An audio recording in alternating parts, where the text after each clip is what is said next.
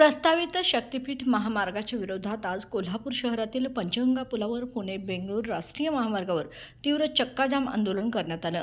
महामार्गाच्या नियोजित मार्गामुळे शेतजमिनी जाणार, घरे विस्थापित होणार आणि सामान्य जनतेच्या आयुष्यावर गदा येणार असल्याच्या तीव्र भावना आंदोलकांनी व्यक्त केल्या।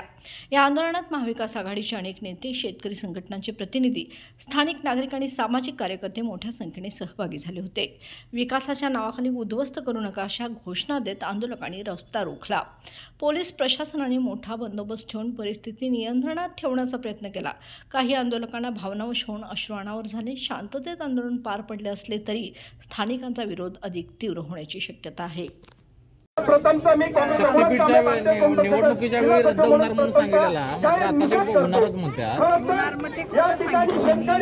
हा शेतकरी हा अल्पभूधारक आहे। या शेतकऱ्यांच्या जमिनी कमी प्रमाणात आहे आणि ज्या पद्धतीने हा जो काही महामार्ग करायला आलेला आहे, तर हा महामार्ग कुणालाही या ठिकाणी शेतकऱ्यांना तुम्हीच निवडून दिलेला नेता आता करणार म्हणतात। तुम्ही निवडून दिलेला नेता आता करायचं म्हणतात। पैसे निघत नाही, परंतु यांनी विरोध आहे, मात्र सरकार शक्तीपीठ करणारच म्हणते।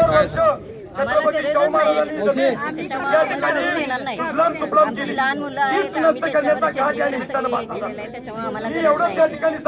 आम्ही किती त्यांनी पर्याय दिला, आम्हाला पैसे दिले, काय दिलं तरी आम्हाला नको।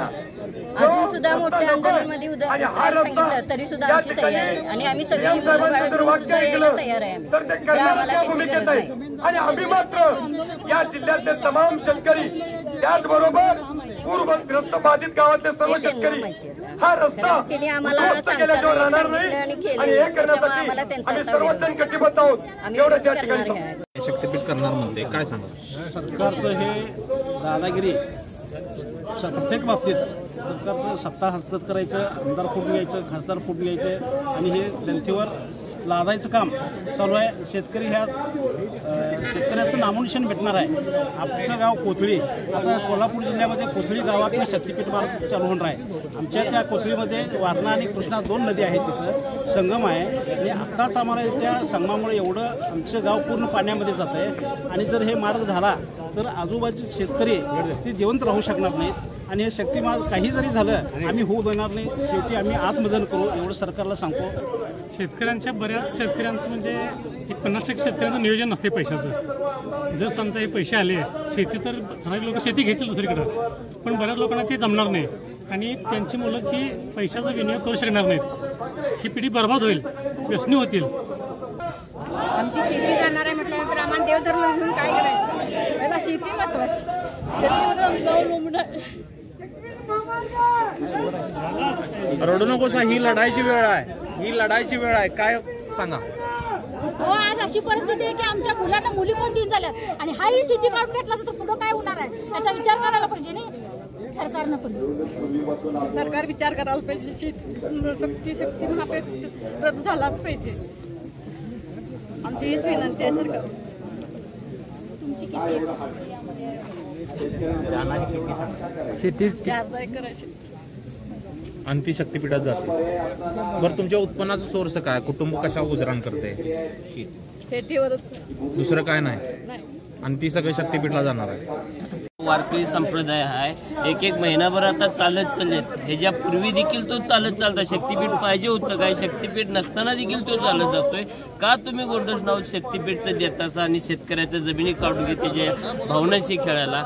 आज जर शक्तीपीठ मार्ग सरकार रद्द करत नसेल, शेतकरी हा जेवढा ज्या पद्धतीनं हा जगाचा पोशिंदा आहे, तो राजा आहे आणि राजाप्रमाणे ज्यावेळी त्याच्या अस्तित्वाच्या लढाई येईल त्यावेळी तो रस्त्यावर उतरला आणि त्या पद्धतीने त्यानं हातात दांडके घेतल्याशिवाय देखील राहणार नाही। एक आंदोलनच मार्ग आहे आणि आता एवढी वाईट परिस्थिती आहे। शेतकरी जर शक्तीपीठ जर होत असेल, सर्व शेतकरी आत्महत्या करतील, ही वस्तुस्थिती आहे।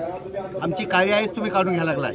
शेतकरी हा देशाचा कणा आहे, 70% शेतीवर अवलंबून आहे। तुम्ही कणा आहे म्हणता आणि कणाच मोडून काढलाय तुम्ही। काय राहिले तर काही नाही राहिलं। त्यामुळं हे शक्तीपीठ वगैरे नुसता पैसे हडपण्यासाठी तुमचा सरकारचं एक हे आहे, टार्गेट आहे, काही नाही। जर शेतकरी संपला तर संपूर्ण देश संपल, जग संपल. त्यामुळे शेतकऱ्यांनी मारू नका. तुम्हाला आमचं एक नम्र विनंती आहे सरकारला, शक्तीपीठ होऊ द्या असं नाही, आमचं अगदी कळकळीची विनंती आहे. त्याच्या पुढचं सांगायचं तर शक्तीपीठ झालं तर जो महापूर येणार आहे की नाही का, आम्ही पाण्यातच राहणार आहे. शिरोळ तालुका असेल, हातकणंगले तालुका, आम्ही पाण्यातच राहणार आहे आमचा भाग. त्यामुळे आमचं सगळं संपणार आहे आता. ते येणार आम्हाला काल दिसा लागलं. तर तुमच्या माध्यमातून नम्र विनंती आहे की तुम्ही सांगू शकता तुमच्या माध्यमातून शक्तीपीठ बंद व्हावी. हा लढा तुम्ही शेवटपर्यंत लढणार. जोपर्यंत मागं पडणार नाही. त्यात आम्ही आत्महत्या करून बरोबर पण सोडणार नाही सरकारला. शक्तीपीठ महामार्ग रद्द करावा यासाठी आज कोल्हापूरच्या कानाकोपऱ्यातून शेतकरी मोठ्या संख्येनं या ठिकाणी यायला निघालेले आहेत. मला पोलिसांना एक विनंती करायची आहे की कारण नसताना एकतर महामार्ग तुम्हीच रोखलेला आहे आणि मग या महामार्गाच्या ठिकाणी आंदोलन करायला येणाऱ्या शेतकऱ्यांना अडवायचं कारणच काय, आणि म्हणून त्यांना येऊन द्या. कदाचित शासनाला असं सांगितलं असेल की ते येणाऱ्यांची संख्या कमी दाखवण्यासाठी म्हणून तुम्ही जागोजागी जर का शेतकऱ्यांना अडवा असं सांगितलेलं असेल तर माझा पोलिसांना एवढाच निरोप आहे, आम्ही एका क्षणामध्ये ज्या ज्या ठिकाणी तुम्ही शेतकऱ्यांना अडवलेला आहे त्याच ठिकाणी रस्ता रोको चालू करा असा आम्ही निरोप देऊ शकतो. आणि तसं जर झालं तर ह्या संपूर्ण जिल्ह्यामध्ये वेगवेगळ्या ठिकाणी जिथं जिथं तुम्ही शेतकऱ्यांना अडवलेलं आहेत, मी बघून आलोय 2-4च्या वर पोलिसांची संख्या नाही आहे.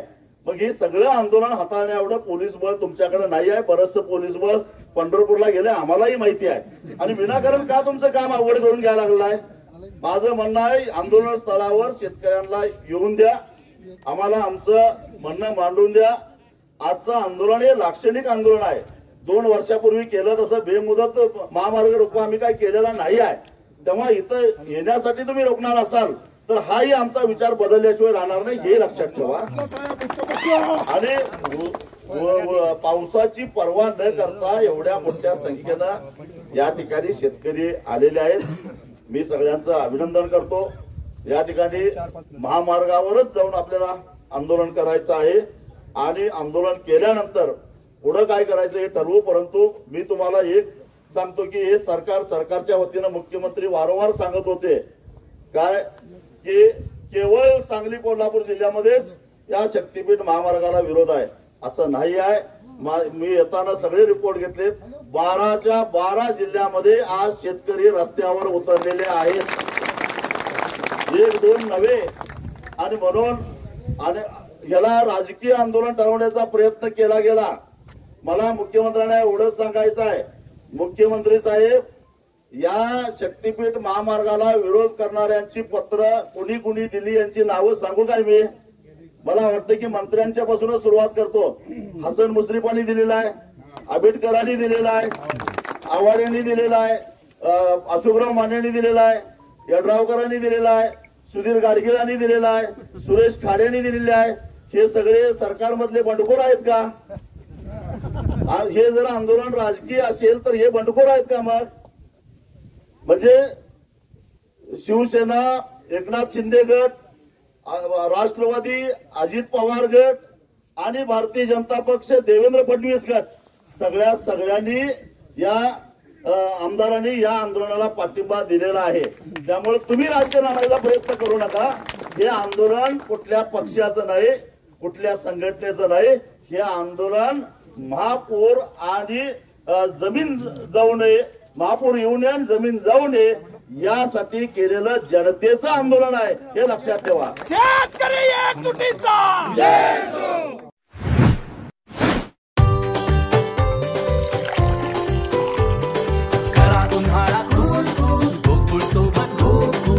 गोकुळ सोबत गोकुळ